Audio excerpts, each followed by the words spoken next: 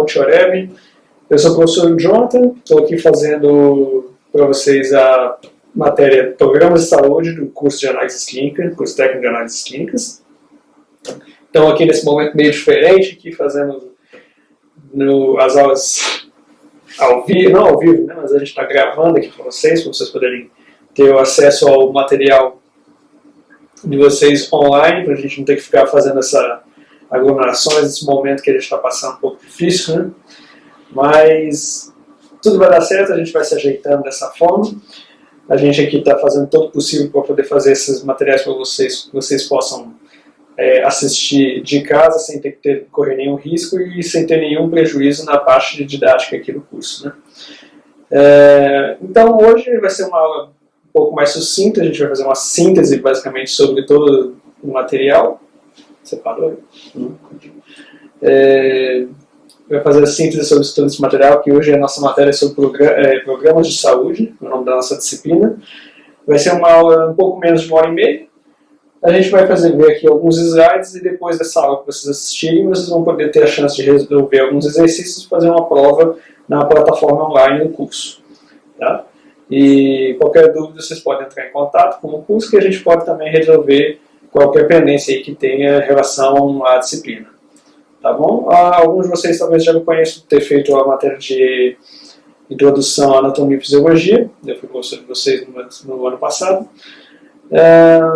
Meu nome é João, como eu falei, eu sou enfermeiro, trabalho numa UTI de um hospital, tenho atuado bem próximo aos casos de coronavírus também, e posso atestar que realmente a melhor forma que a gente tem é de fazer dessa forma mesmo, toda a distância, para que a gente não tenha o menor risco de contágio possível e que vocês também não tenham nenhuma perca desse material aqui, tá bom?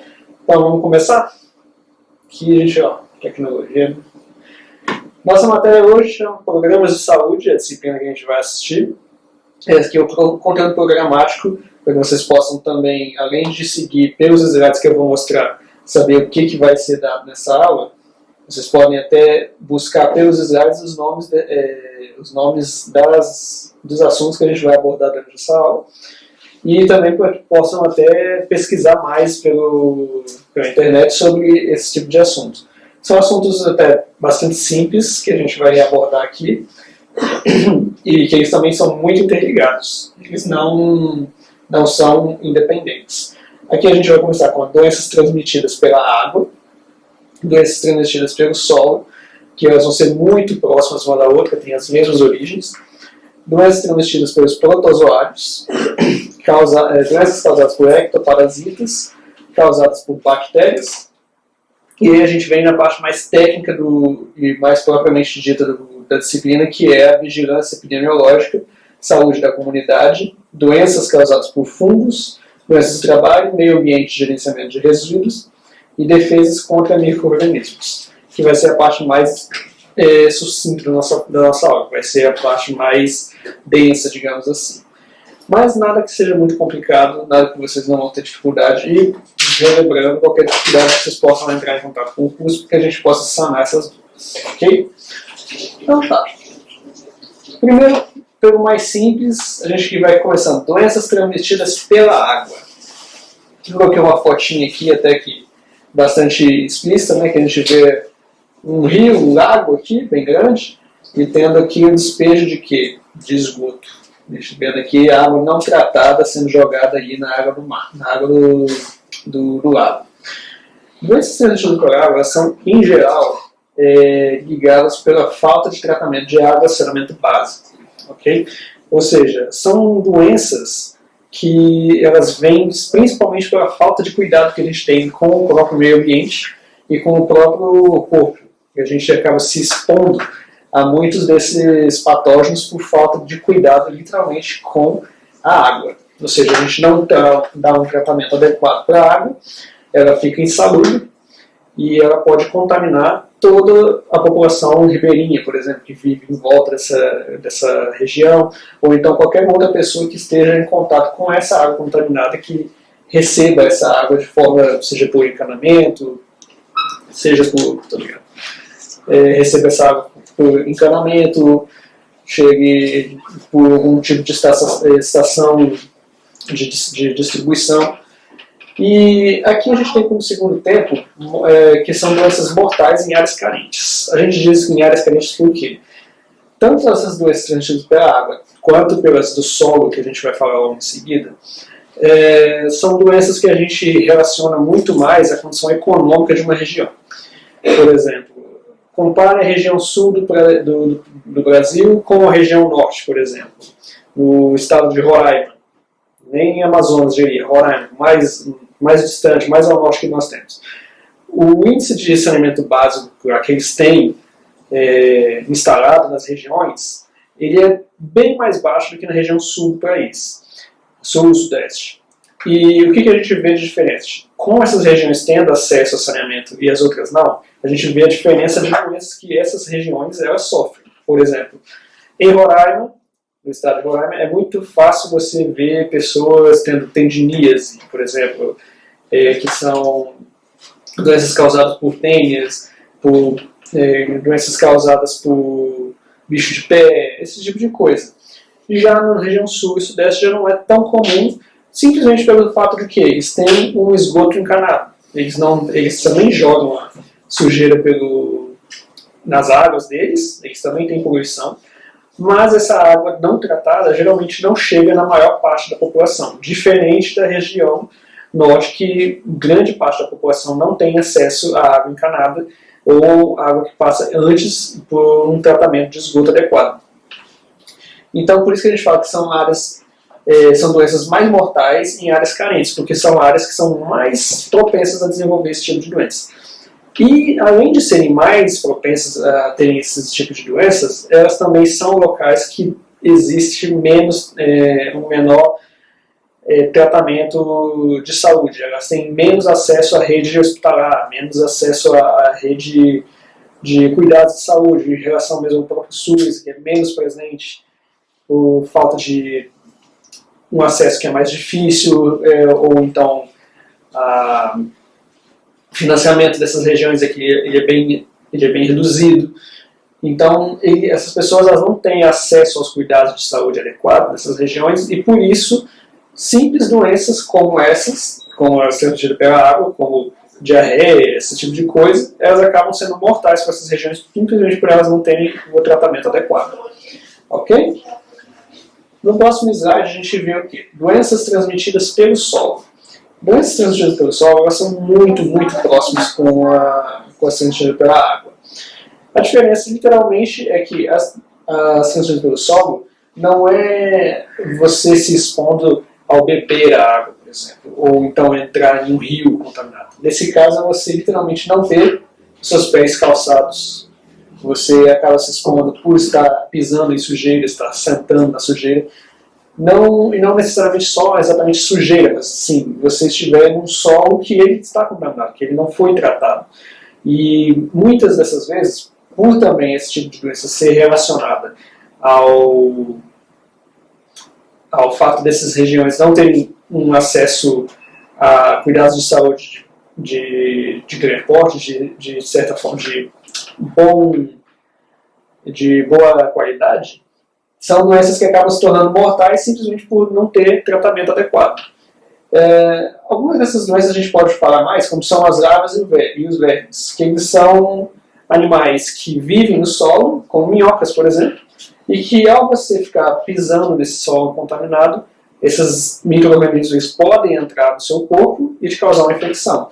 E infelizmente pode levar à morte, uma fatalidade, pelo fato de você não ter o tratamento adequado para esses locais. Por isso que eu digo, doenças transmitidas pelo solo e doenças transmitidas...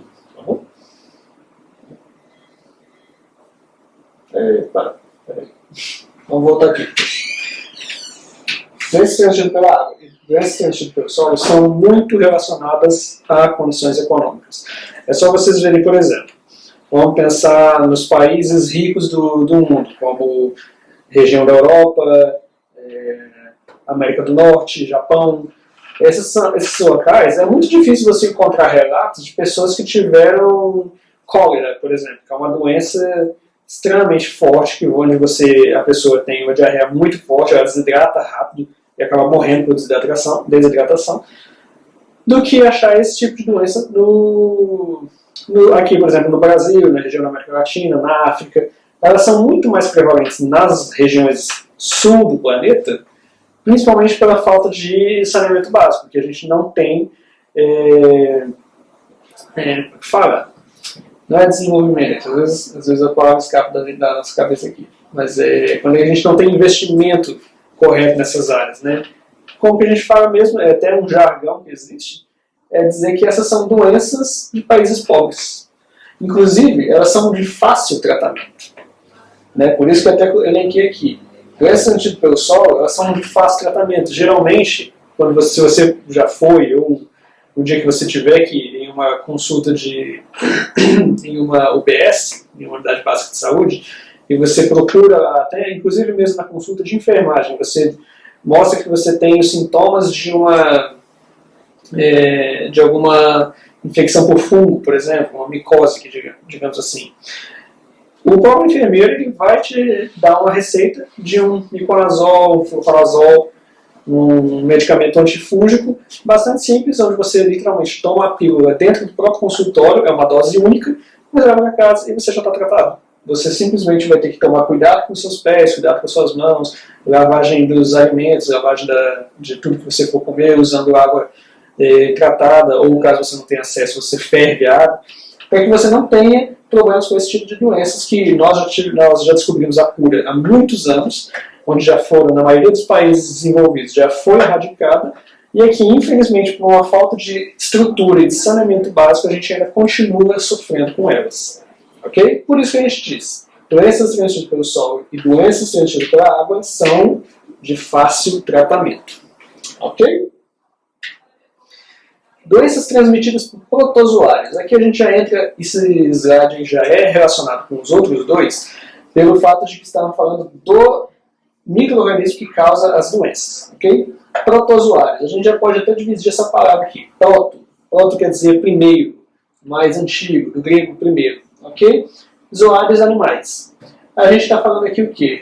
Protozoários são os primeiros animais que vieram a habitar o planeta. Por exemplo, as amebas, por exemplo, elas são exemplos de protozoários, e a gente tem protozoários datados, fósseis de protozoários, assim, datados de milhões de anos atrás. Ou seja, por isso que a gente fala, protozoários são os micro-organismos, digamos assim, mais simples que a gente pode encontrar na natureza. Essa aqui é uma estrutura bem básica de um protozoário. Ele tem um núcleo, ele tem os cromossomos deles. Opa, cliquei sem querer. Então pode apertar na tela. Tem algumas organelas que eles produzem energia do animal, que é esse protozoário. E aqui tem a parede celular, cheia de pílulas, que a gente chama. São esses cabelinhos, a gente chama de pílulas. Okay? É um organismo muito simples. Porém, na natureza existe uma coisa. Quanto mais simples o organismo for, mais difícil às vezes é de matar. Porque o quê? Quando a gente tem um protozoário, um organismo simples como esse, ele só basicamente aceita a entrada de um tipo de micro-organismo não é de célula, como é que a gente fala? Ele só aceita o recebimento de um tipo de cadeia de carbono. Só vai se ligar com ele uma molécula específica. Quando essa molécula se ligar a ele, geralmente ele vai matar. Porém, se for algo diferente, ele não vai nem reconhecer ela, não vai receber essa molécula. Ou seja, eles são micro-organismos difíceis de matar, inclusive, apesar de serem muito antigos e serem muito presentes, inclusive, principalmente nos países mais pobres. Ele é de difícil combate. Ele é difícil de combater, isso é uma coisa muito importante de deixar claro. Essas doenças elas são de difícil combate no sentido de quando elas já infectaram você. Depois, antes de ser infectada, elas são muito simples de tratar. Se você conseguir deixar com que esses micro-organismos não cheguem perto de você, você não vai ter nenhum problema. E geralmente você consegue se livrar, não ter exposição com essas doenças simplesmente pelo fato de saneamento básico ou telas nas suas janelas. Cuidados básicos em uma cidade, você evita todas essas doenças. Apesar de serem facilmente evitáveis, quando elas se instalam no ser humano, A maioria delas não tem cura. Então, são tratáveis, porém não tem cura. Ou seja, são doenças que é melhor que você evite para não ter um problema posterior daí. Ok? Aqui eu só elenquei 4 doenças que são, digamos, as mais comuns doenças transmitidas por protozoários que a gente mais encontra, inclusive, na área pública de saúde, no SUS. Primeira, doença de Chagas. Doença de Chagas é aquela bem famosa do barbeiro, que a gente tem um insetão lá que vem, pica você, ele defeca no local onde ele está fazendo a picada e você se contamina pelo protozoário. Ok? A doença de Chagas, geralmente, o que é? Esse protozoário corre pela sua circulação sanguínea, chega até o seu coração e faz o seu coração crescer. Ele fica grande, inchado, ele não consegue trabalhar direito. E aí a pessoa pode chegar a ter um óbito por causa disso, porque não tem suficiência cardíaca. O coração não consegue bater de forma eficiente e ela acaba indo a óbito. Ou seja, você vê que é uma doença muito simples de se evitar. Coloque, por exemplo, telas nas suas portas, telas na sua janela. Não deixe que o parasita, que o mosquito chegue até você, e você não vai ter um problema desses. Okay? Existem medicamentos que evitam com que o protozoário ele se prolifere, que cause mais problemas à saúde da pessoa, porém não tem cura, infelizmente. Assim como a gente tem a amebíase, giardíase, são 2 doenças muito próximas. Elas têm, a maioria dessas doenças causadas por protozoários, a gente costuma dizer que elas são doenças muito próximas de forma sintomática. Elas têm o quê? Geralmente você tem uma dor de barriga, você tem a diarreia, você tem febre. Esse é o elenco de sintomas que você sempre tem com doenças transmitidas por protozoários. A amebíase e giardíase. A malária também é transmitida por um mosquito, porém o que causa a malária é um protozoário. E ela vai ser transmitida por você através de uma picada, e nesse caso ela já também vai afetar muito o seu fígado. Ok? Mas enfim, o importante de você saber nesses AIDS é o quê? Que as doenças transmitidas por protozoários, apesar de simples de serem evitadas com programas de saúde pública, por exemplo, programas de saúde, o próprio nome diz na matéria, elas são evitáveis e é melhor que se evite não só pelo fator de saúde, mas pelo fator econômico, porque é muito mais barato você evitar que isso aqui aconteça do que depois você ter que tratar uma pessoa pelo resto da sua vida. Ok? Vamos lá, próximo. Doenças transmitidas por ectoparasitas. Ectoparasitas, gente, nós temos o quê? Endoparasitas e ectoparasitas. O ecto é o que fica do lado de fora. O endo é o que fica do lado de dentro. Coisa mais básica, se você conseguir então, pegar esse conceito e colocar ele na sua cabeça, essa é a diferença deles. Os ectoparasitas, eu coloquei a foto aqui de... Será que vocês conseguem imaginar que bicho é esse aqui? Esse bicho aqui a gente chama de carrapato. Só está bem... um zoom bastante grande nele. Ok? Os ectoparasitas são animais que vão ficar do lado de fora do seu corpo, mas vão se alimentar de você. Um exemplo muito, muito fácil de se visualizar é o das sanguessugas. Você entra no rio, aí você fica com aquela larva preta no seu corpo, ela vai estar mordendo a sua pele e ela vai começar a sugar o seu sangue. Por isso é o nome, sanguessuga. O que acontece com esse parasita? Esse parasita é o quê? Ele é um ectoparasita o quê? O corpo dele está todo do lado de fora. Ele está se alimentando de você, mas ele está do lado de fora. Um protozoário a gente já pode chamar quase como um endoparasita. Ele vai estar se alimentando de você, mas o quê? Ele vai estar dentro de você. Okay? Essa é a diferença. Aqui a gente tem como uma das principais doenças do tipo ectoparasitas, como a escabiose, botei entre aspas, que é conhecida como sarna. Okay? Você vai ter esses animais na sua pele, causando irritações, e você vai começar a ter várias erupções na sua pele, coceiras, por causa desse parasita. Tem a pediculose, que é o chamado piolho, né? Muito comum a gente ter, muito famoso, né? Nos anos 60 até os anos 90. O pessoal aí que for mais antigo, inclusive, até deve lembrar de algumas propagandas, né? Lembra do Scabin, se alguém tiver aí essa memória boa aí. Lembra do Scabin? O que era? Propaganda do Scabin. Era um monte de menininho dentro da sala de aula, coçando a cabeça, e no outro bloco, os meninos todos carecas. Por quê? A forma de tratar o ectoparasita é removendo ele de você. Então, o quê? Raspava a cabeça, ficava bem raspadinho, não igual eu aqui, tá? Eu não tô careca assim ainda não. Você arrancava todo o cabelo das pessoas, tirava o parasita e acabava com a doença. O problema é que você ficou careca, né? Então, a pediculose, você tem os piolhos como um exemplo, tá bom? E o que eles fazem? Eles entram em você e vão lá também sugando seu sangue, ficam presos em você e por aí vai. Aí já temos também a febre maculosa, que é causada pelos carrapatos. Os carrapatos eles não simplesmente pegam entre você e ficam sugando seu sangue, eles causam essa febre, que é que vai ser uma reação do seu corpo quando eles infectarem você, tá bom?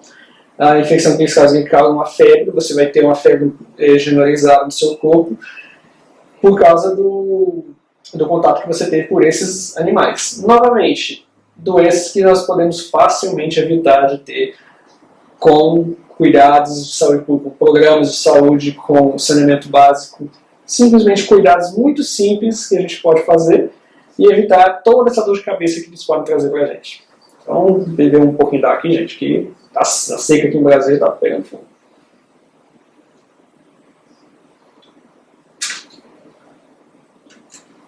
Esquisito, né, gente? Ficar dando aula aqui ao vivo, assim, por vídeo. Eu sou tipo de professor que gosta muito de interagir com a turma. Eu tô falando com uma câmera aqui, é bem diferente, né? Vai lá. Doenças transmitidas por bactérias. Esse aqui é o mais comum de todos, né? Esse aqui que a gente mais tem relatos, geralmente é o que mais dá problema, tanto nos países ricos como nos países pobres. Doenças transmitidas por bactérias. A gente tem aqui, botei 4 exemplos também muito conhecidos. Os 2 primeiros mais comuns e os 2 últimos ali mais difíceis de ser visto hoje em dia, apesar de ainda existirem e serem muito perigosos. A gente tem no primeiro caso pneumonia. Hoje pneumonia todo mundo deve estar ouvindo falar, né? Que a gente tem o Covid-19 aí, todo mundo relacionado com pneumonia. Mas, poxa, a pneumonia é causada por bactéria e o Covid é um vírus. Como é que sim? Como é que pode funcionar uma coisa com a outra? Pois é. O Covid ele não é uma bactéria, ele é um vírus que causa uma gripe. Só que os sintomas dele são próximos conhecidos como a pneumonia. Ok? Eles são relacionados. A pneumonia ela também pode ser, ela vem de uma bactéria, ela se instala no seu corpo e com a sua imunidade mais baixa, como por exemplo no caso de uma pessoa que sofre com Covid-19, ela pode ir e se desenvolver com o seu corpo.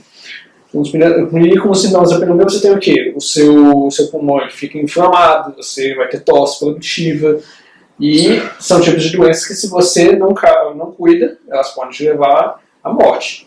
Okay? Todas elas, no caso. Né?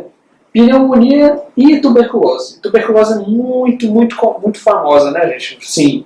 Hoje em dia, ela já não é tão presente quanto no século passado, no século XX, século XIX. Quem gosta de ler, por exemplo, né, ler aqueles romances do Machado de Assis, ou então um pessoal ali mais do final do século, muitos poetas eles sempre eram muito famosos porque morriam cedo de tuberculose. Porque eram o quê? Eram pessoas boêmias que viviam bebendo muito, ficavam andando na rua tarde da noite, recebiam chuva, se infectavam fácil, pessoas com imunidade baixa, que não se alimentavam direito, por causa da bebida também, se infectavam com essa bactéria da tuberculose, e ela é uma doença muito séria e altamente contagiosa. A tuberculose, inclusive no meio hospitalar, quando a gente tem o diagnóstico de algum paciente por tuberculose, ele é colocado em isolamento, tá bom?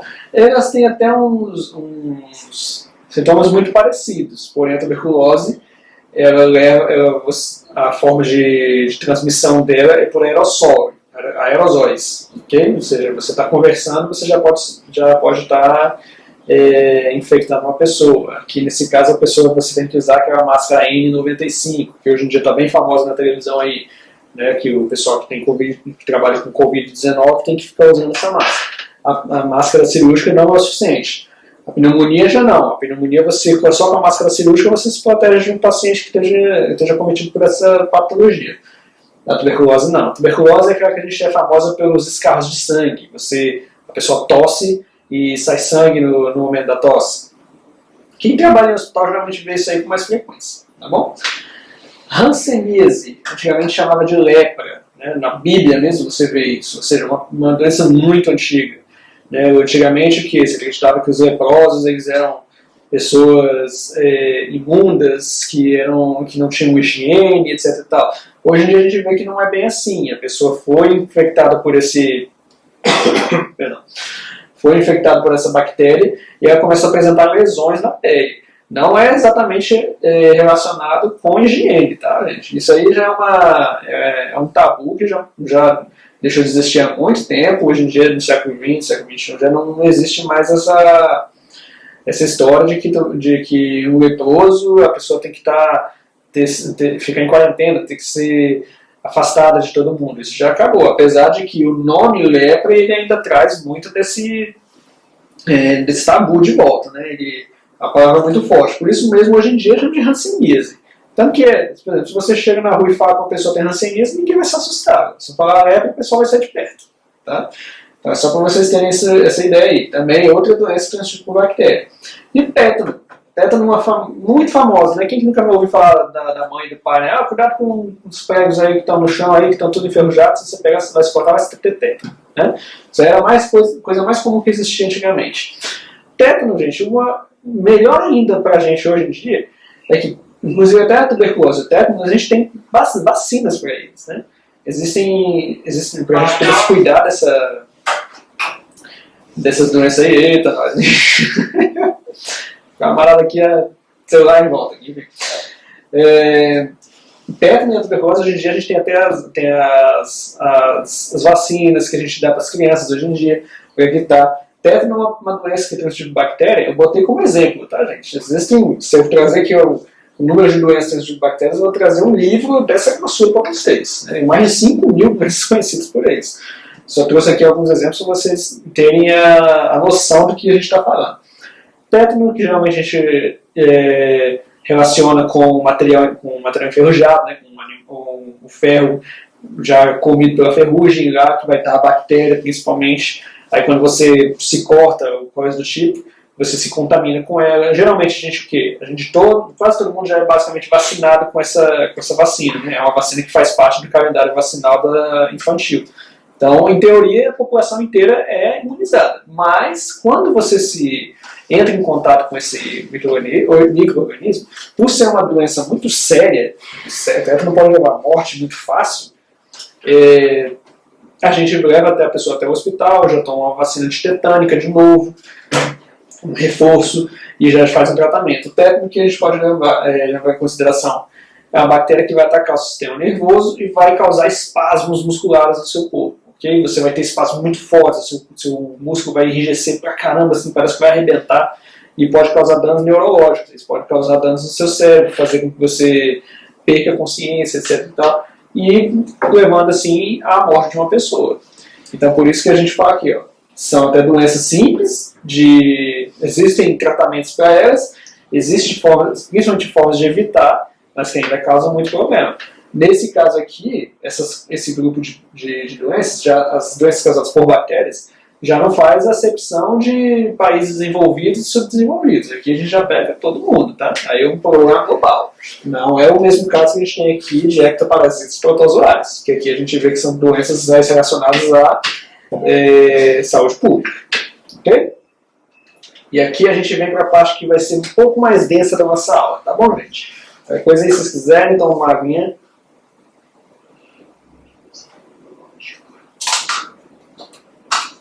E eu já tomei a minha.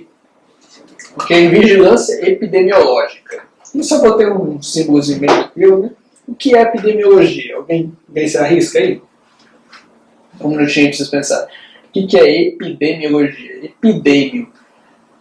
Parece um nome que lembra doença, não é? Epidemiologia. E se você estiver pensando nisso aí, você está certo. É o estudo das doenças na sociedade. Ok?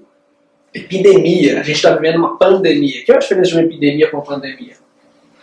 A diferença de uma pandemia para uma epidemia é o que é? A pandemia, ela pega global. Ela vai pegar em todas as regiões do planeta. Digamos assim, tem uma doença comum que está afetando aqui o Brasil e lá em Portugal. A gente chama de pandemia, porque atravessou o mar, atravessou o oceano inteiro e pegou lá. Se a gente fala de uma epidemia, a gente já está falando de uma coisa mais local. Ok? E essa é a diferença. A epidemiologia ela vai fazer o estudo dessas doenças na sociedade.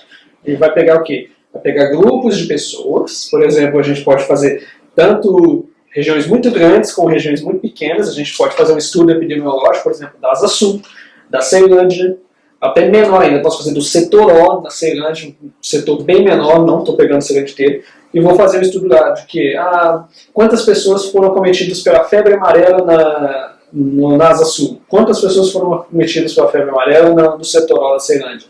A gente vê o número de pessoas infectadas, pelo número divide pelo número de habitantes, a gente descobre ali o número a taxa de infecção daquela região. Vejo isso aí e digo, a prevalência de transmissão de febre amarela na Asa Sul é de 2%, a de transmissão no setor O é de 10%. Posso falar esse tipo de coisa, ok? A gente consegue esses dados pela epidemiologia. Quem está fazendo os maiores estudos, por exemplo, no momento agora, que a gente está vivendo essa pandemia, esse caso do Covid, é epidemiologia. Os epidemiologistas, que são as pessoas, os cientistas que trabalham com esses dados numéricos, é o que eles estão fazendo agora. Eles pegam os dados, eles veem lá quantas pessoas foram contaminadas pelo Covid-19, quantas pessoas desenvolveram o SARS-CoV-2, quantas pessoas existem nessa região, quantas pessoas morreram por Covid-19. O epidemiologista ele pega todos esses dados, coloca em cálculos matemáticos e ele vai descobrindo sim as taxas.